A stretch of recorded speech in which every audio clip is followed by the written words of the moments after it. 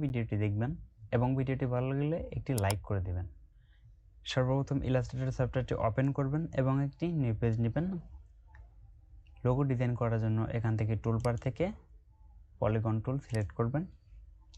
Shift press করে রেখে একটি পলিগন নেবেন এবং এটাকে রোটেট করার জন্য কিবোর্ড থেকে অল্টার প্লাস শিফট প্রেস করে এটা রোটেট করবেন।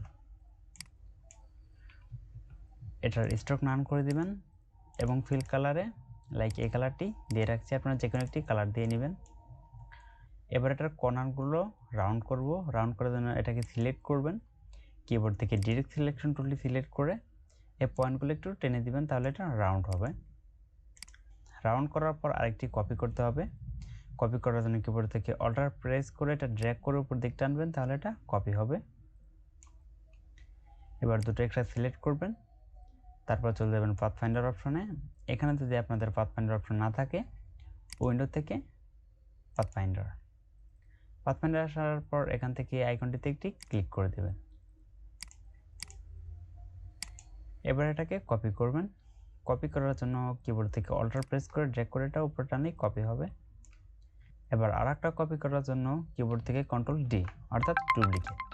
আবার এখান থেকে টুলবার চলে যাবেন, এখান থেকে ইলিপস টুল সিলেক্ট করবেন, শিফট প্রেস করে একটি ইলিপস নেবেন। এবার সবগুলো একটা সিলেক্ট করে অ্যালাইন করে দেবেন। অ্যালাইন করে দেওয়ার পর ইলিপসটাকে সিলেক্ট করবেন, কিবোর্ড থেকে কন্ট্রোল সি দিয়ে এটা কপি করবেন এবং কন্ট্রোল এফ দিয়ে ফন্টে পেস্ট করবেন। এটাকে সামান্য ছোট করে নেবেন। এবার এটার ফিল কালার নান করে দিবেন এবং স্ট্রোক কালার যে কোনো একটি কালার দিয়ে রাখবেন। এবার চলে যাবেন টাইপ টুলে,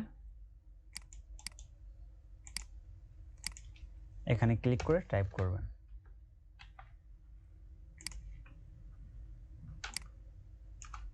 তো এটা আমি ফন্ট চেঞ্জ করব। আজকে যে ফন্ট আমি ব্যবহার করব সেটা হলো রোবোটো বোল্ড।